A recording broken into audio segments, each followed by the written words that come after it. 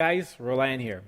So lately, we've been having a lot of people who have been able to channel entities who are currently in the different parts of the universe and who are not in physical form. And we've seen a spike in this phenomena and this activity over the last couple of years. Um, and I've been curious about, finding out why this is the case. And today we will be lucky enough to speak to someone who channels as well as the beings that she channels. And we will try to learn more about them, their society, etc., and see if we can pick up some things to learn from them that we can apply here on planet Earth right after this.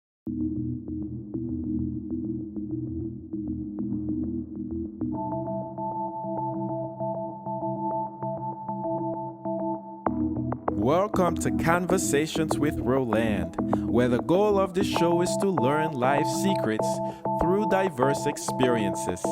I am your host, Roland Achenjang.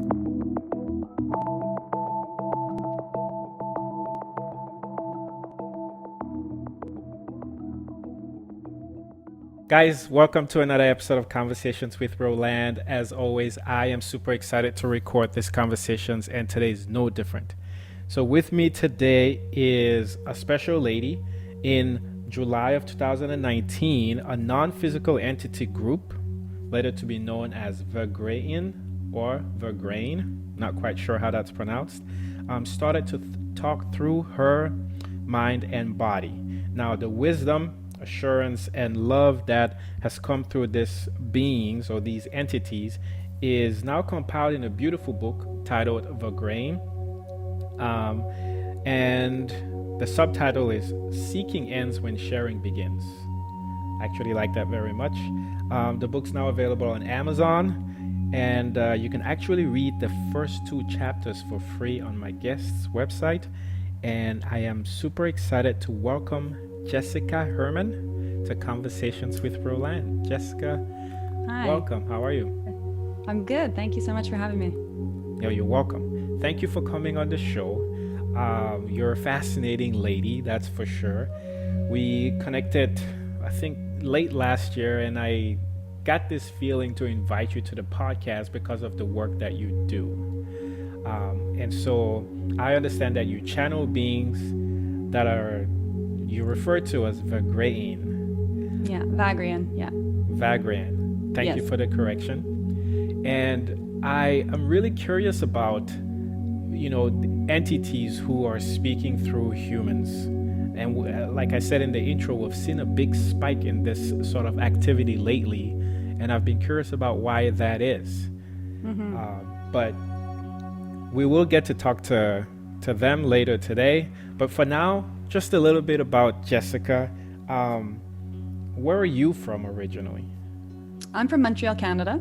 I lived there until I was 19, and then I moved to London, England for 4 years. And now I'm in Milan, Italy for the past, 16 or so. I don't know. Now someone can calculate my age from all that math.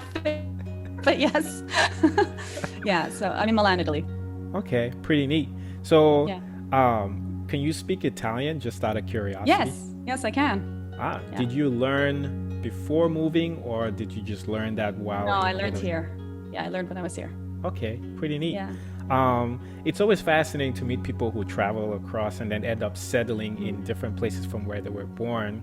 I, for one, am one of them. But would you mind sharing just a little bit about that journey to ending up in Milan? Yeah, perhaps. I guess, so I grew up in Canada, and then I'd met people who lived in Britain. I wanted to go visit them and stuff like that, and I fell in love with England. Then went over to London on a holiday, or actually over Christmas break, and just stayed for 4 years. Sort of established myself there, was working in a corporate job, and a very different life than the one I have now. Very mainstream corporate-y, and down at the pub afterwards type of experience. At the end of the 4 years, I wanted to get my permanent residency in Britain, and wasn't yet eligible for it. So I had another spontaneous flash. You know what? I'll just go to Italy.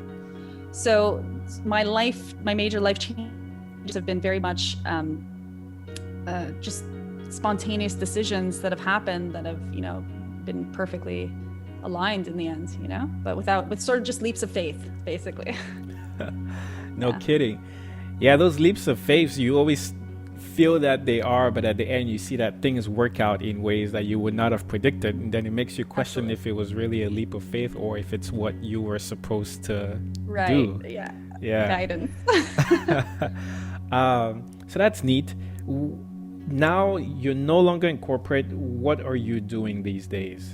Well, now Other than I'm channeling, I guess. Yeah, well, there's the channeling. I've been working as a coach, coach as well, and an energy healer, which are, the energy healing is a gift that came online, I think, just before the channeling, or contemporary with it. No, just before, a couple months before the channeling that came online.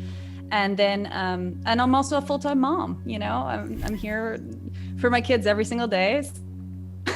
That's a huge job in itself. Everything else is bonus. I can imagine. Yeah. No, I really can. I read a description years ago about what it means to be a parent, but the job description didn't start as, looking for a parent. It was like an ad looking for somebody who you're going to do this job. You're never going to get paid. It's not 40 hours a week. It's 24/7, 365. It's unpredictable. They can call you at any time for anything. That's right. And your boss is a tyrant. There you go. Do you want to sign up for it? And, at first glance, when you read it, you go, what? I'm not going to get paid for this? And no, this is an awful job. And then at the bottom, you go, yep, that's what it's like to be a parent. So that's right. Yeah. Yeah, and I would really like for you eventually to come back to another episode where we can go really deep into your life's journey towards and eventually this spiritual work and channeling life coach work that you're doing, particularly energy healing. But just a brief synopsis of what was the turning point when you discovered that you had this, what many people would call spiritual gifts. So it was actually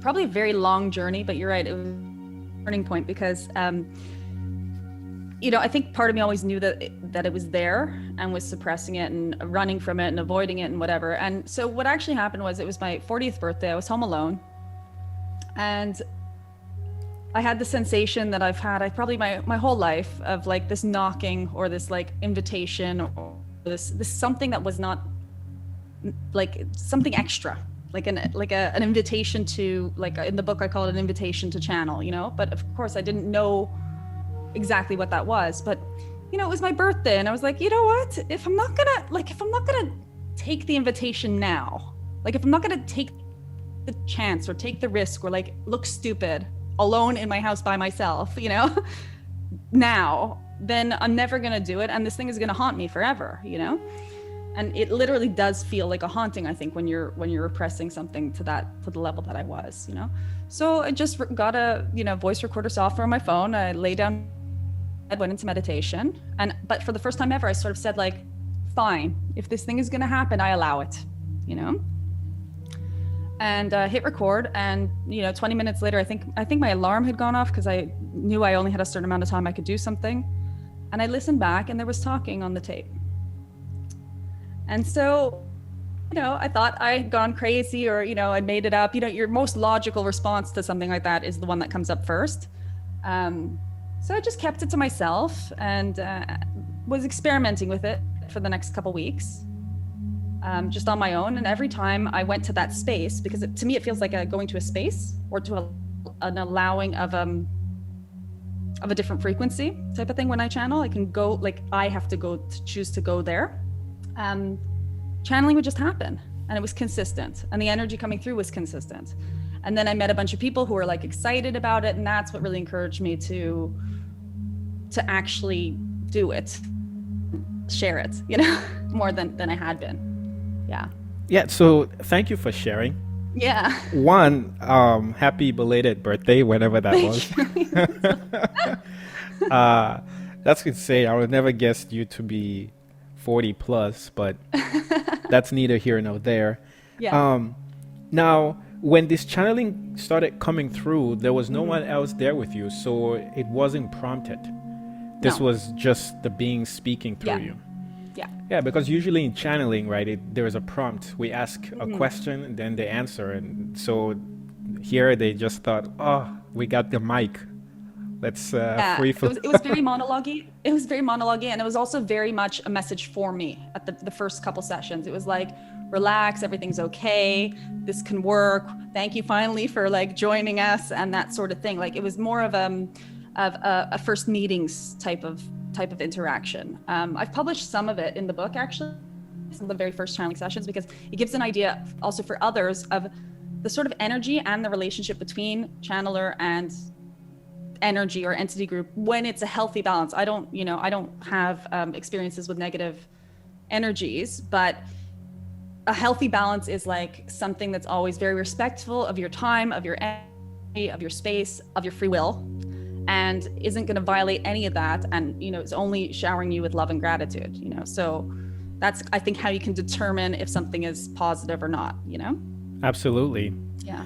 Another thing that's fascinating is, you said you allowed for this to happen. You kind of gave the go ahead that, all right, I've been sort of getting asked or, probed. Yeah. For, you didn't say how long that was. I don't know if it was your entire life or maybe. Probably pretty close to, yeah. Okay. Yeah. Yeah. And then today when you want to channel, you're actually going there. Do they ever request that we need to send a message through, or do you go? It's kind of like, no, they never say like they need to send a message through. There's never any form of, or they come from a space, I don't know if it's like density or whatever, but they come from a space where there's absolutely only perfection. Okay. So there's never any urgency to anything that they offer at all. But sometimes, like, especially if I was doing these group channeling sessions where I'd have like a public group come, and they'd kind of like, when I was getting ready before in the shower or whatever, they'd give me like a heads up of like, look, you might not like the content that comes through today, so sometimes they are present with conversation that isn't channeled for me, or just energy. I can sense them and feel sort of like where things are going. Mm-hmm. And pretty much any of the work I do with them is, I believe, guided by them and not by me. So when I was doing the group sessions or the book, it's not something that I've actually wanted to do. It's something that, like, this is the offering of what I can do to be in service. So I can choose if I want to be in service in that way, but it's not coming from my own will, in a way. Like, I didn't really want to write a book or channel or do group sessions or any of this, but it's what's offered through me, and so I kind of go like, okay, that's fine, I can do that, Yeah. Now let me ask you this: when they're coming through, if you're not in a space to receive channeling, what's that like? Like if you're in the shower, I would imagine you're not taking a bath thinking, let me connect with this group, but then they come through and give you a heads up. How is that different from channeling? It's a sensation, right? Because, like, for example, right now can feel the energy sort of like down the two sides of my spine, and I've never talked about this before, so thank you for asking this question. It's really interesting to describe it. Down sort of the two sides of my spine, and almost like opening up in the chest area. So that's like how I think I could recognize that there's like contact ready to happen, and it's sustainable. Maybe get a little bit like excited or antsy to get into it. And then, but again, it's all my free will, Yeah. Like, I would have to actually go, okay, let's turn it on, Okay. That's interesting. So they are working, it looks like, with your central nervous system, because you talk about your spinal cord. Yeah. It's right there. And you said it's very loving. Can you describe temperature-wise, if it's possible? Do you feel, is it warm or is it cold? Well, I end up in some of the sessions sweating like a pig, like my shirt's soaked through. And it's very embarrassing. I've learned to wear only cotton and keep my socks off and everything. So it can get very, very hot, especially through the center. And then like my hands and feet will go very cold. So it's almost like all the energy is getting drawn into the main core. Okay. That's interesting. You could turn this into a workout with Jessicka. Lose weight with Jessicka, I guess. It's very funny. I have like sweat dripping down my face. That's interesting. And it begs the next question is, when you're done with a channel session, how do you feel afterwards? I feel amazing. Okay, you're not tired or hungry or anything like that? No, I'm not tired. I'm a little bit ungrounded. I can Okay. sense that in myself. So what I'll try to do is maybe I will try to eat something, or like just bring myself back into my physical body, and or go outside and get like some cool air on me. Sometimes I'll have shakes, like very very heavy shaking or trembling, and yeah. But I feel very, very good, like just peaceful and happy, and Okay. calm. You know, Yeah. I've heard of cold showers as being helpful to ground you as well. Yeah. Like if you think you're out of your body, take a cold shower, you'll come Yeah. back real Anything gets quick. you back in. You'll come back Yeah. real quick. Yeah. Now, sorry to ask you this, but not sorry. I think it's fascinating. Diet. Does diet affect your channeling, and do you stick to a strict particular type of diet? Um, my diet has changed sort of naturally on its own. I haven't sort of implemented on my own a diet. I eat a lot less than I used to, like a Okay. lot less. Okay. I don't think this is necessarily related to channeling, but it's also maybe related just to spiritual expansion in general. So I eat a lot less. I eat mostly at night, but that's just because I've found out that I digest better at night. And I don't drink nearly as much alcohol. Like that was one of the first things that they had said at the very beginning, was like, it weakens you. Like that was probably the only suggested thing that they'd ever given me in terms of my physical form, was like, alcohol's just making you weaker than you need to be. So that was something like, yes, I'll have a glass of wine like once in a while, but it used to be a much more regular thing. And now I'm just off it, in a way that I wasn't expecting ever, So yeah. Absolutely. Same for me. Once I started meditating and going through my what I call kriyas, or basically clearing out, eventually to having that significant kundalini awakening, I just slowly weaned off alcohol to the point where now it's really an afterthought. Interestingly enough, I've been reading this series of books called Conversations with God. No Yes. relation to Conversations with Roland, the podcast. I just want to throw that out there. Yeah, I know them. Yeah, but they talk about it, and he Ah. God mentions the human was never supposed to consume alcohol, Right. and I thought, oh well, okay, that's that as far as diet related. But so this really excites me because, like I said, I think you're fascinating. I would like to have you back for just a conversation with Jessicka. To learn about energy healing as well, because I practice that, and I've seen you do some work in some of your Instagram videos, very Yeah. similar to kind of what I do when I'm in deep meditation. Wonderful. So Yeah. I'd like to talk to you about that. But for the rest of the conversation, I think it would be great to bring in this non-physical entity group and chat with them in a way that I've not really seen done. I just want to know them. It'd be like a first date, Great. Fun. a first Okay. date with this group. So I'll give you the space to do your thing, and Okay. then when they come, we'll chat. All right. Yeah, so I will see you in some time. I hope you keep an eye on the time, though, so we don't go too far over. I will. I'll do that. And yeah, thanks for that. All right. All right. So I'll see you soon.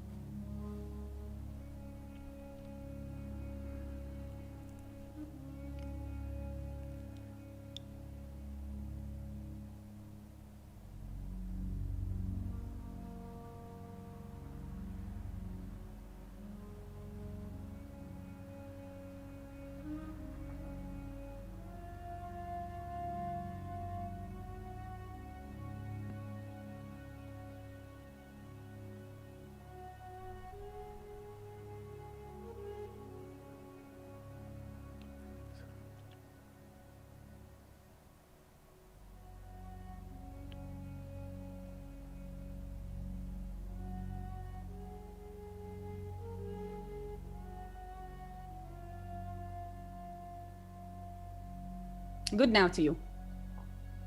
Hello. How are you? Hello. Well, Nice.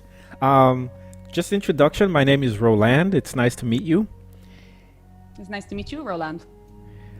And how do you pronounce your name? We will specify that it is not. In fact, our name, it is a name that has been assigned to us out of convenience, but we know that the vessel pronounces it Vagrein. Is it okay if I call you Vagrein as well? You may call us as you wish. Okay. Well, just real quick, are you guys an entity as an individual or a group? We would be most easily defined in your language as a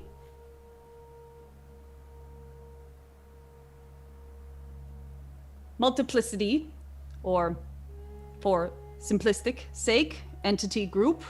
However, we are neither a group nor entities, as it is a singularity that is the connection between all that is.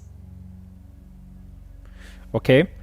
So from hearing what you just said, it sounds to me like you ascribe to the ideas that are similar to the law of one.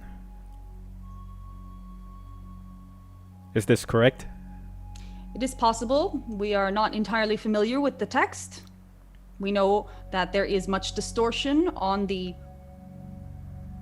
interpretation of the messages that were delivered at that time, and there was and is deliberate distortion within the message to be able to be transmitted as is at that time, due to the ability to absorb information, which has evolved in the interim. For even our messages and the words that we may use are always calibrated to the way that we would hope that they would be received.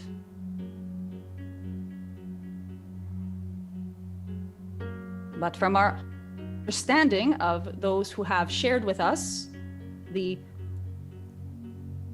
understanding that they have drawn from that material, our answer could be that yes, there is similarity. Okay. One of the big premises of the material and information that I also remembered after my awakening supports the idea that the entire universe is basically the same source or comes from one source. Yes. Is that the same thinking or belief or understanding that you have? Yes, it is the that we have. Okay. Now, you are currently a non-physical entity. So how would you describe your current state of being?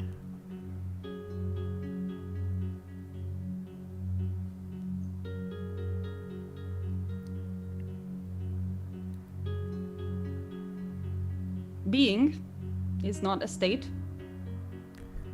Isness cannot be a state, for there is differentiation.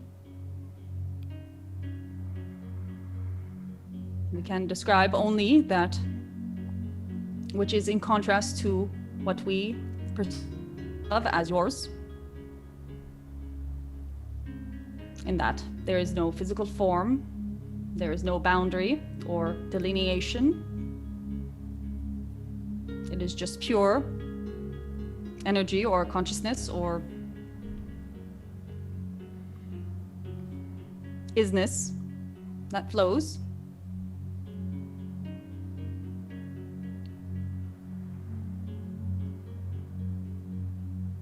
Okay, so on planet Earth today, what you describe sounds to me like what many of us would describe as a spirit or a soul. Is this what you are referring to?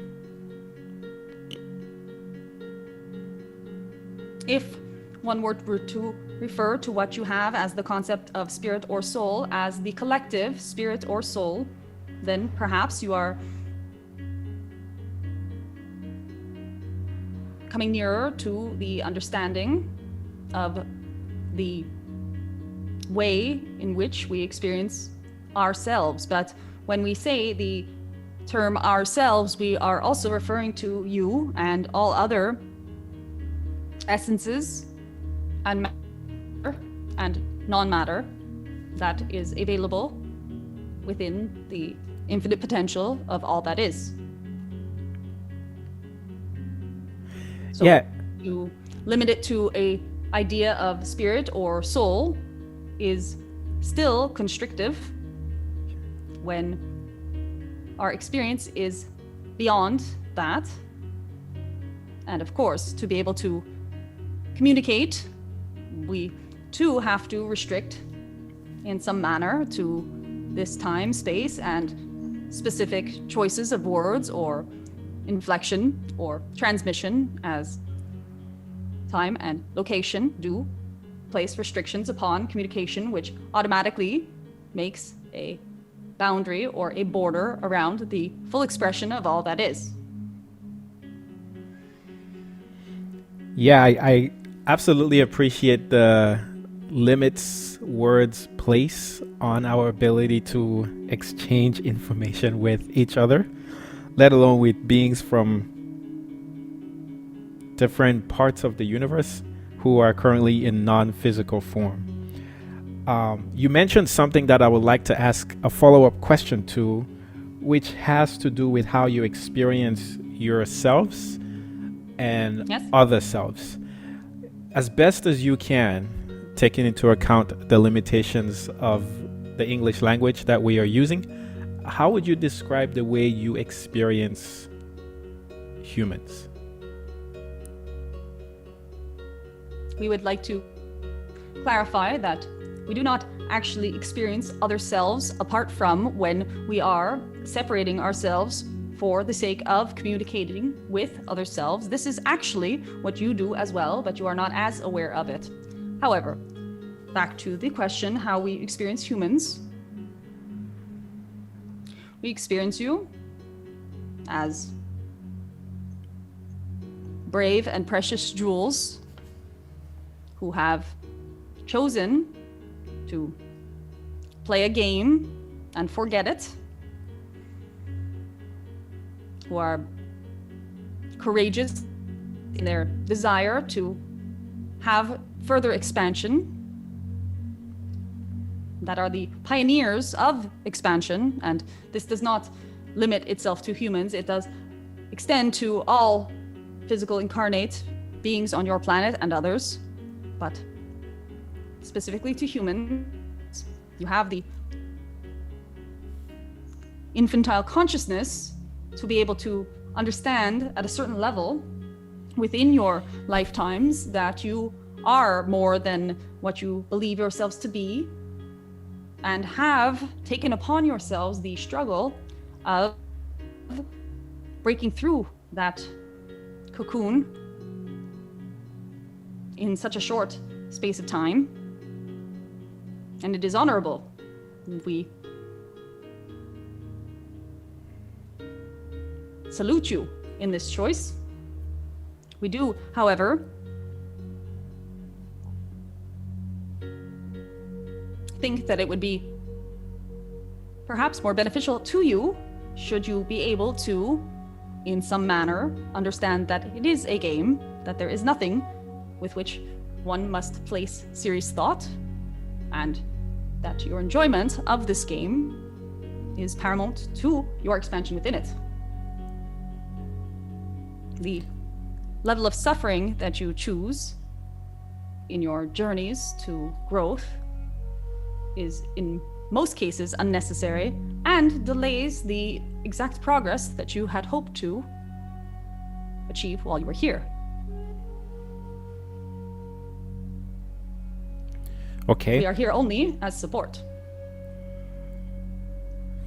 Okay. Thank you for that. Thank you for calling us, brave and precious jewels. Certainly appreciate that. I certainly feel that way as well.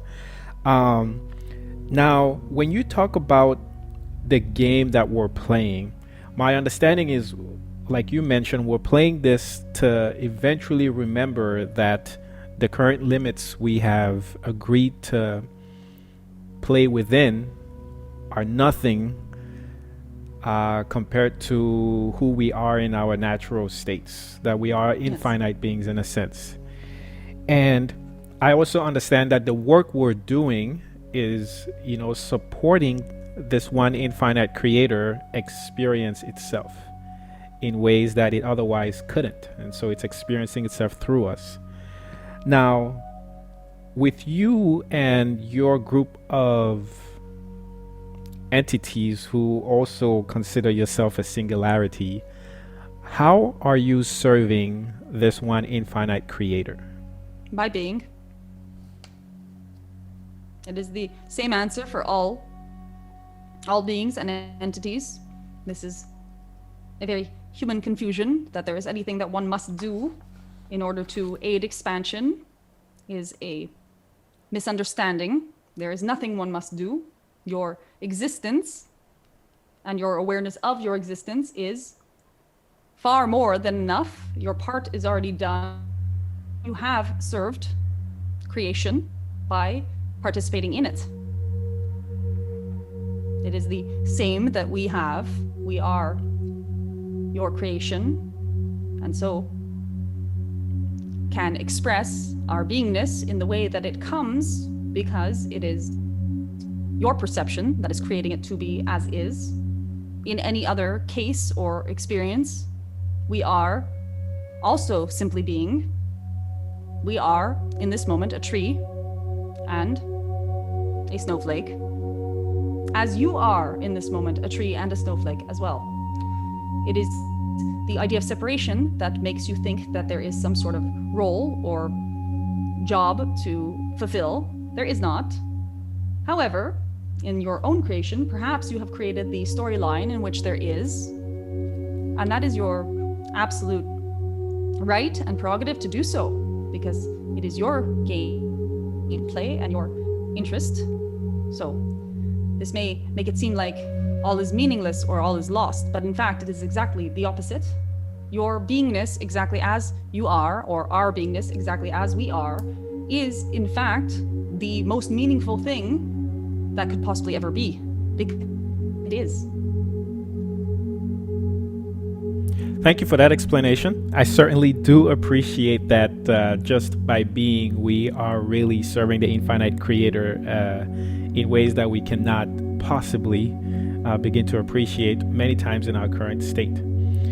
I guess I would clarify by saying, are you currently incarnate anywhere throughout the cosmos? We, in the form in which you are asking the question, are not currently incarnate in the cosmos. Okay. Now, as far as dimensions are concerned, many of us today feel that we are in the third density or the third dimension, moving to the fourth density or the fourth dimension. Is it possible for you to use those descriptions to describe where you currently reside? No, it is not, because the numbers and these descriptions are not clear enough or universal enough in the understanding of them for there not to be added distortion by explaining our position within that sort of framework, as the definitions have been put in place as a attempt to explain what is actually not so delineated in the way that it has been laid out, such forth. So we prefer or believe it is more beneficial to allow the messages or transmissions to be as they are and absorbed as they are needed to be by whomever so chooses to resonate with them, without the levels of confusion that can be added by comparing the transmissions or our messages to any other transmissions, messages, or messengers that have come beforehand or simultaneously.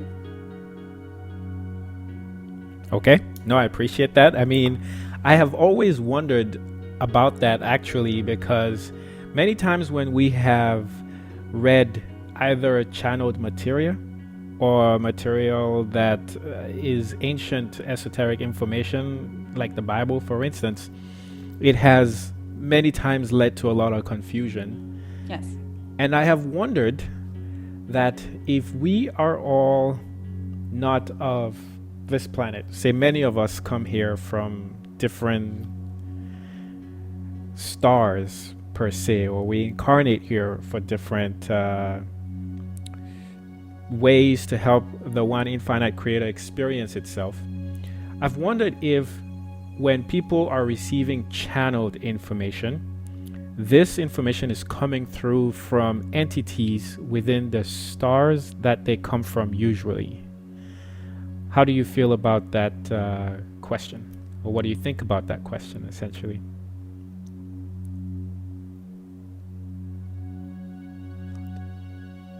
Are you asking that one who channels a entity must be channeling some entity from their lineage star planets? Is this correct? Not must. Are they? Is it possible that they could be, in the sense that you came to planet Earth from this star system, and maybe the star system and the people who are still there might look at you and say, okay, that's someone who is on planet Earth and they're seeking our help, and so it's easier for us to communicate through them. We have an analogy for you that may clear this, and we would propose this analogy to you in the form of a question.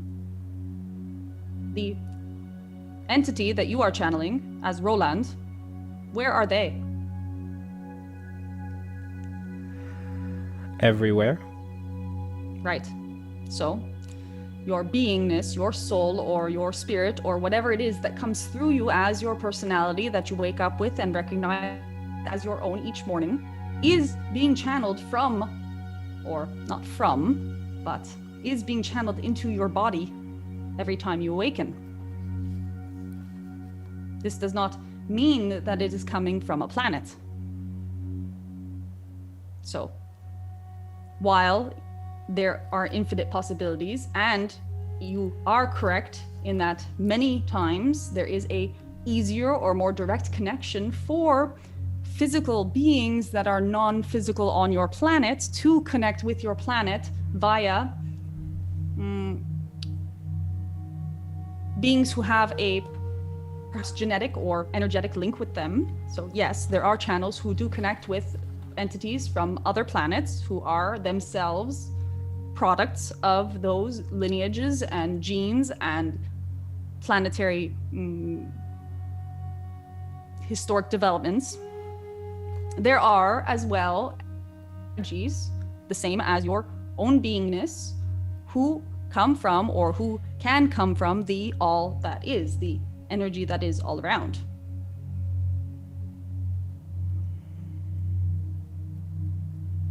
Okay. That, I appreciate the answer that you just provided there.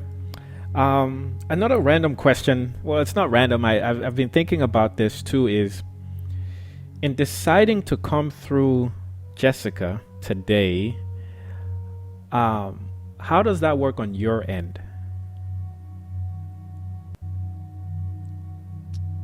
Yes, we are always present, always here. It is not a scheduling issue, as we do not exist in a time or space. We exist without time and space. So it is simply a question of connection with her, or her willingness to connect with us.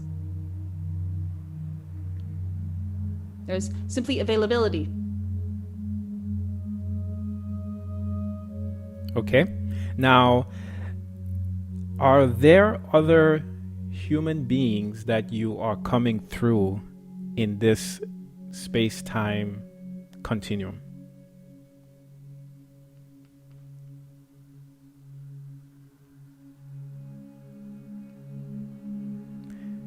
In effect, I'm really asking why you picked Jessicka We did not.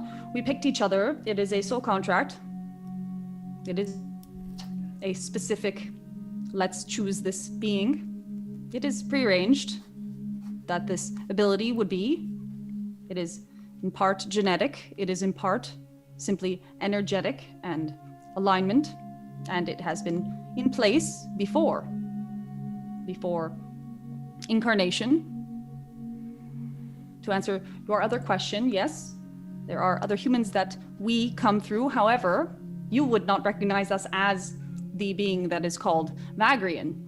You would recognize the energy, but perhaps the name would be different. As we have explained, this is not our name.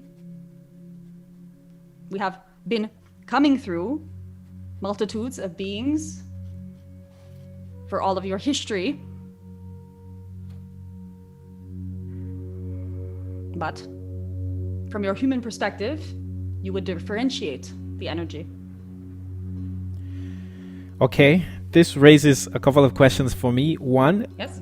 would you mind sharing another name that might be used to describe your energy by a different human who is channeling your energy at this time?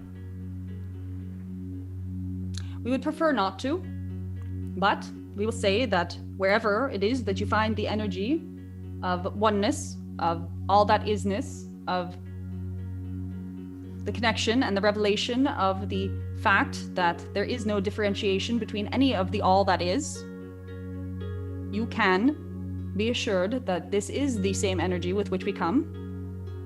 There will be different flavors and different spins on it, different experiments, different words used, because we do believe that not everyone can hear the same voice, and the truth can be delivered to different ears in different manners. But to give you some names would be a distortion, because there would be interpretation that is not necessary for our message. I certainly respect that. So, Vagrein, you mentioned soul contract with the entity currently incarnated on the planet as Jessicka, and you prior to her incarnation. Now, Yes. what do you mean by soul in that sense? We mean the individuation that has become the being that inhabits the body regularly of this character or persona that is available to you as Jessicka at this time. The soul contract, as we have described, is that before the incarnation or the choice to incarnate, there was an agreement made between being and ourselves. In fact, this being, as all beings are, is simply a fraction or a portion of ourselves, with the derivative or the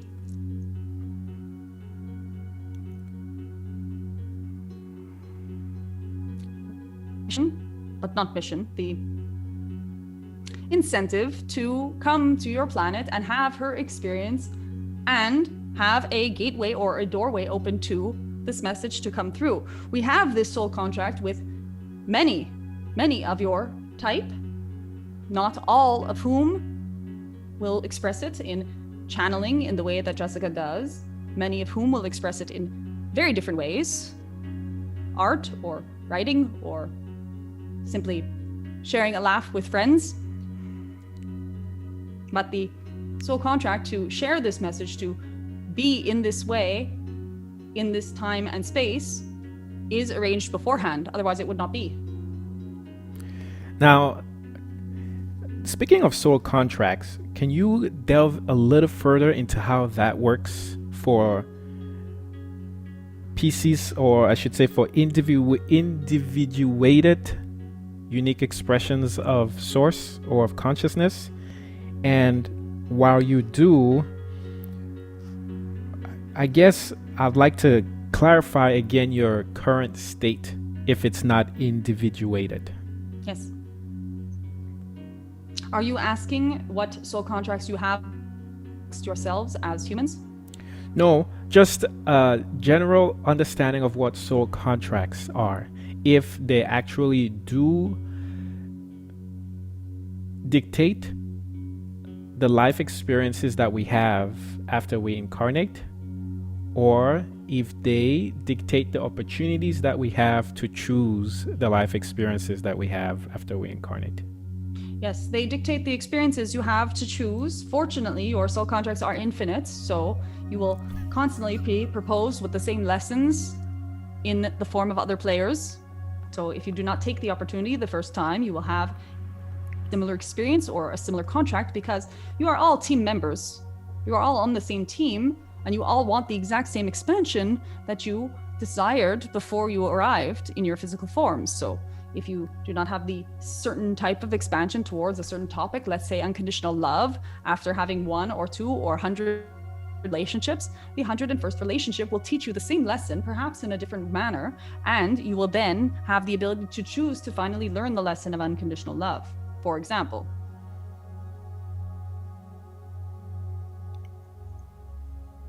So there are soul contracts with those with whom you are physical. There are soul contracts with those with whom you are not in direct contact. For example, your grocer, or the man that has picked the apples that you are about to eat. You have a soul contract with that being as well.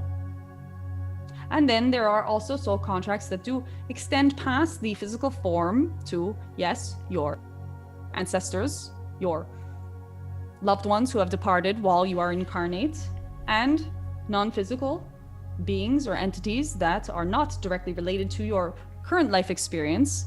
Your soul contracts also can extend to extraterrestrials in terms of what you would think to be other species. And your soul contracts extend to the animals on your planet and your obligation to them as their caretaker. So basically, your entire life is made up of these interactions. You can take away the word contract, perhaps, and imagine the synapses in the human brain, how they are all connected, firing off at one another. And if you imagine that that is how your life is, those dots connected by wires infinitely in all directions, then you have a clear idea of how your life is. Then it's just a question of choosing which way the neurons fire off in, and then you have your life's path. Okay. I like the metaphor of using neurons and the way they're firing within our body. It seems to be an infinite number of firings that go on until we exit the body. And in a way, our interactions with each other kind of represent neuronal activity. Yes. Okay. Now, speaking of incarnation, right now, have you ever been an individuated, unique expression of consciousness that has incarnated? Parts of us have. Would you mind speaking more about that? Well, as we are a singularity and multiplicity, there are experiences that we have had that can give us some insight into the human experience, in that we have been there with you in many of your own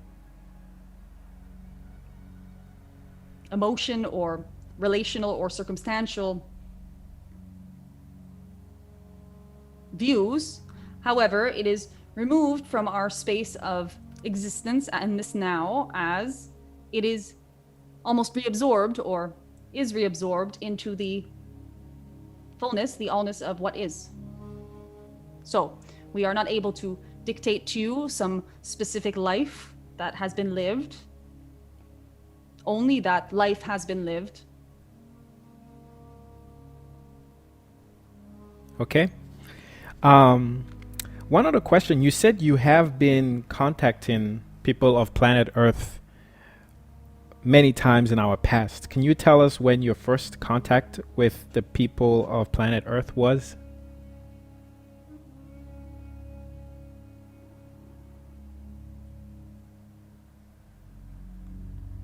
Yes, we are always in contact. There perhaps was not a contact form such as channeling in this format for much time. There was no language. We have contacted a form of music, maths,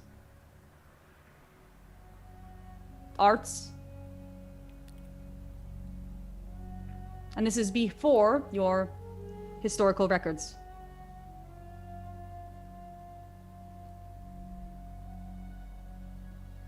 We never leave you. Your technology, your expansion is coming to a point where more and more you will be able to channel in the way that Jessicka does. The messages will become more clear to your logical minds and less perhaps metaphorical or less artistic in nature, perhaps reaching more of you who are of a logical mind. But you have never been alone from our energy, for you are a part of it. We sustain that we are one, we are you, you are us. There is no separation. It is an illusion.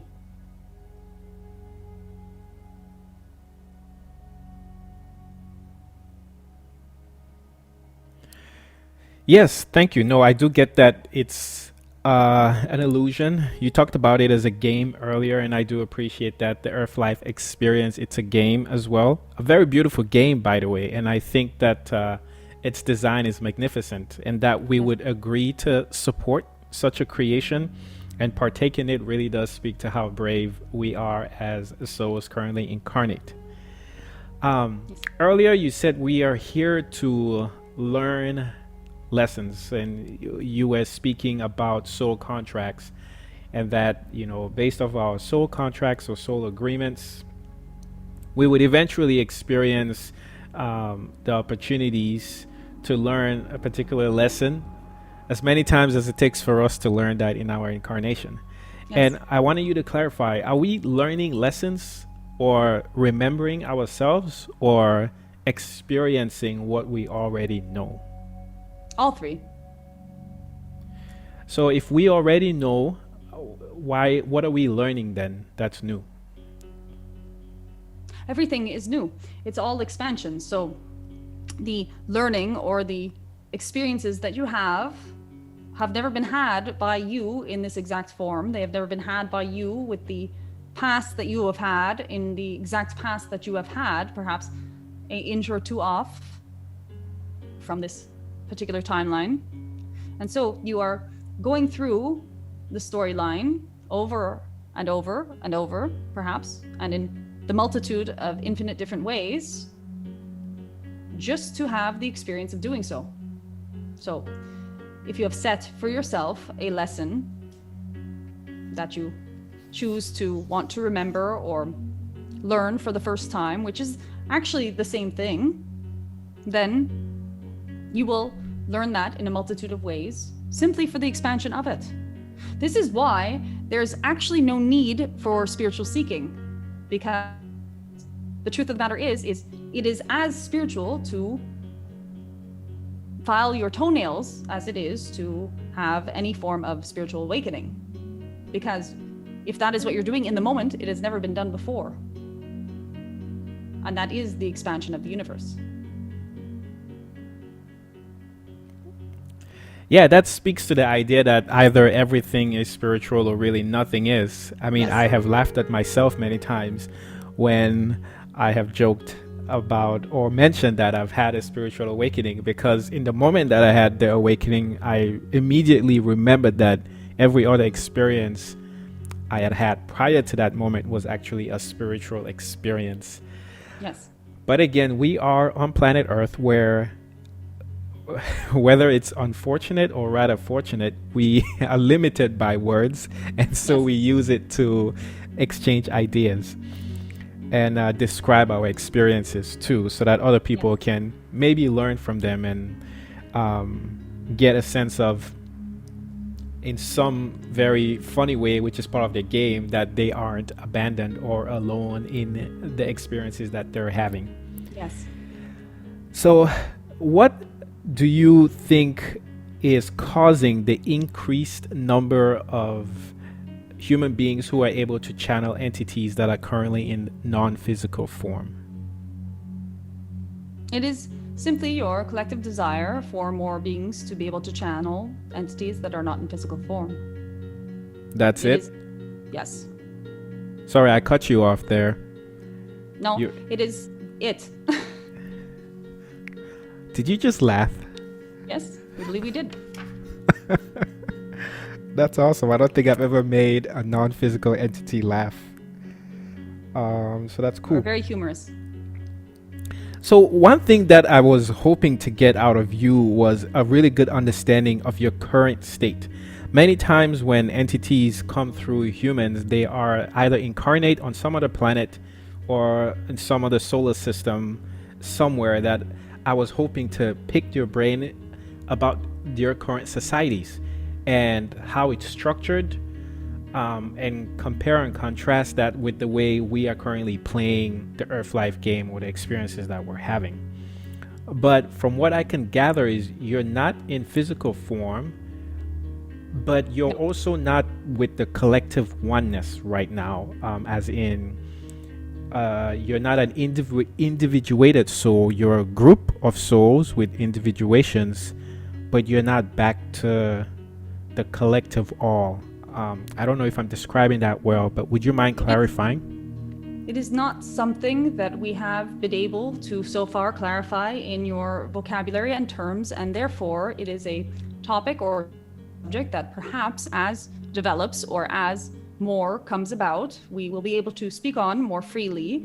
At this point in time, we would simply offer that there is no society or structure in the way that you are referring to. There is no even what you would call existence apart from when we are contacting you. For outside of this form of contact, we are simply the allness that there is. The fact that we speak in plural is because speaking in individual would make absolutely no sense from our perspective, as there is no individual.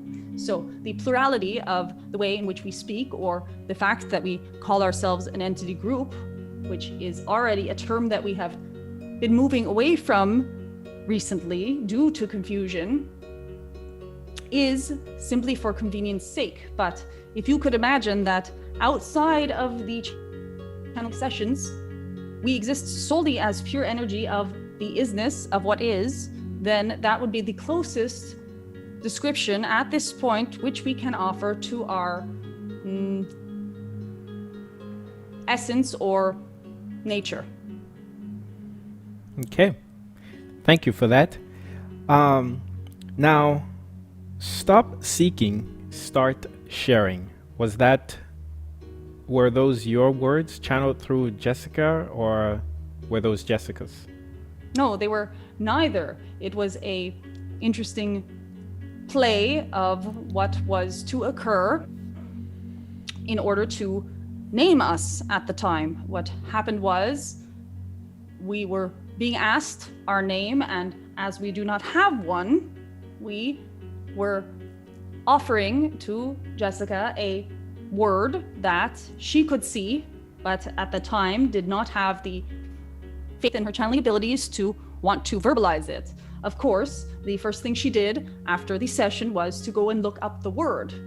The only thing written on that word, on the only website that contained it, was the phrase, "Seeking ends when sharing begins." Okay. Now, this was confirmation for her that it was safe indeed for her to go ahead and to begin channeling us and exposing herself to others as a channel to move her journey forwards. Okay. Can you say anything to those words? We can say only that they are accurate. Can you elaborate on what you mean by they are accurate? The words themselves are accurate. If one is seeking for answers, then one can never truly share their knowledge. The moment one begins to share their knowing, their seeking for the answers it is meant to be within, and they are now allowing it to come out. You all have the answers within you. So the moment that you begin to start sharing your answers, you will stop looking outside of yourselves, outside of your humanity, outside of your individuality, outside of your collective, for someone or something to give you the truth, because it is all within. You all have the same access to consciousness. I agree. I totally agree. So we're right at an hour here, and I would, like for you to take this time to do two things before we bring Jessicka back, if you don't mind. One, you said you were humorous, so if you don't mind sharing a joke, I think that would be great if you feel so inclined. And then second, if you don't mind just telling us any words of advice or appreciation for the work we're doing. I think that a reminder is always helpful. Because like you said, we've chosen to forget, and many of us have really, really forgotten. And because of that, even though it's really brave, it's causing a lot more, I would say, unintended experiences of pain and suffering than we signed up for. And so those two things I would appreciate if you could do for us. Yes. Knock, knock. Who's there? Good question. Good question. Now, Who? for your words of encouragement. Okay, cool.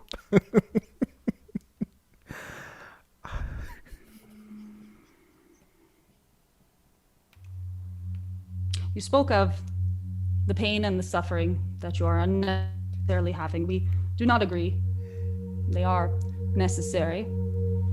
They are necessary because they are providing the catalyst that you need to blossom and flower, to wake and make choices that are different than the ones that you have made in the past, to choose to love despite the hardship. For as each of you decides to put aside their own comfort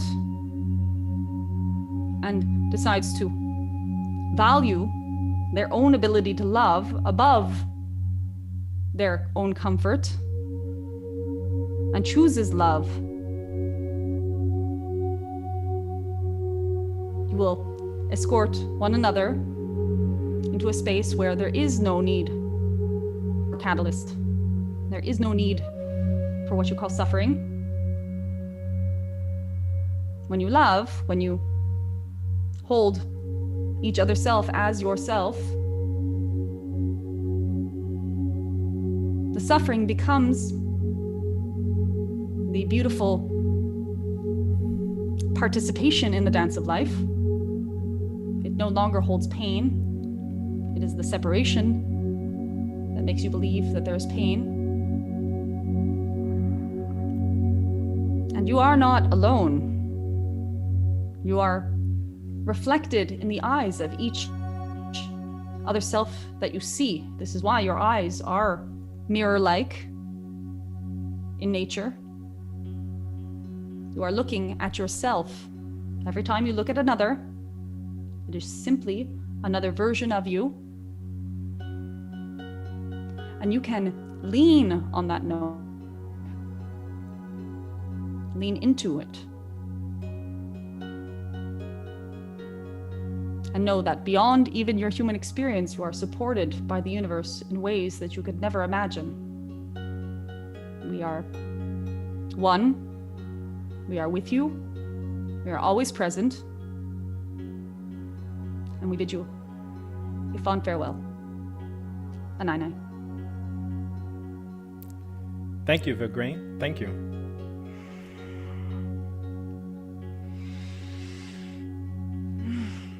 Hello. Hey, JPH.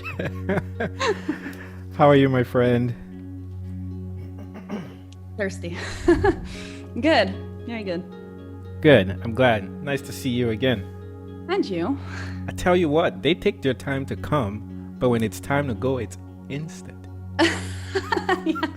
Yeah, it's like a release thing. I probably about halfway through my back started hurting, and they're like, "Okay, I gotta get out of here." Okay. So, We yeah. should get you a back cushion next time. Yeah, I got one. I just gotta change the chair. Okay, but that was great. I Obviously, mean, pretty straight. yeah. No, thank you for doing that. Thank you for, choosing to experience life the way you currently are and bringing forth these beings, which you decided to in your 40s. I think that's fascinating. Usually people start way earlier and then keep on, and you're like, no, I'm going to start later in life. Had you had your kids by then? Yeah, Okay. How do they feel about this? they don't care. I love it. Yeah. I love it. They're probably like, we already remember all what they're telling you, Mom. So Yeah, exactly. yeah. Yeah. No, this is it. This is good. We had a nice conversation. I mean, a Wonderful. lot of the questions I prepared we did not talk about. Again, just because of my intuition was that they were either incarnate somewhere and then traveling and then coming and saying, oh, look at this peeps, we need to help them. And I thought, no, wait, let me find out who you guys are. But it was totally different, and I can't wait for you to listen to the conversation. Yeah, I'm looking forward to it. Yeah. So Jessicka, your website, I think it's jpherman.com. Yeah, And it I'll is. have that in the notes section of this podcast, Perfect. Yeah. as well as links to your Instagram, your Facebook, and YouTube channel. Right. Yeah. Thank you. You have a lot of content, and I do appreciate the work that you're doing. Beyond that, I don't know if there's anything you want to say before we No, wrap just this if podcast off. people are enjoying Vagrein's message, the book is out. So it's Vagrein Seeking Ends When Sharing Begins, and it's available on Amazon. And probably going to be heading onto the second book very shortly. So that's exciting too. That's neat. Yeah. I'm taking my sweet time with my second book. But guys, yes, and Jessicka is going to be back for another conversation where we talk with her and you learn more about her and the other work that she's doing, including in addition to channeling, especially energy healing. I'm interested with that, as well as being a life coach.